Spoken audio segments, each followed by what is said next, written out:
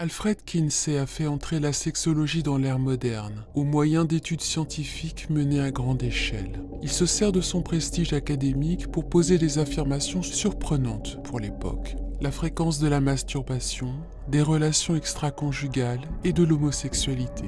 En guerre contre la répression sexuelle, Kinsey a connu énormément de succès auprès de ses contemporains qui se sont servis de ses travaux pour lutter contre l'hypocrisie sexuelle.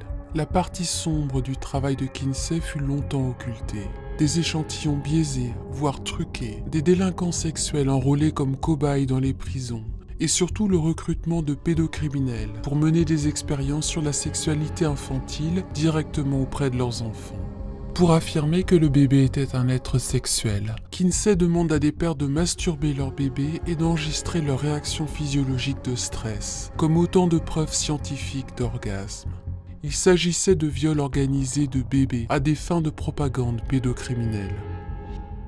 Kinsey était un grand malade, adepte des mutilations sexuelles qu'il pratiquait sur lui-même. Jeune homme, Kinsey a commencé par s'insérer des objets dans l'urètre, des pailles, des cure-pipes, des crayons, puis des brosses à dents pour se punir de ses pulsions homosexuelles.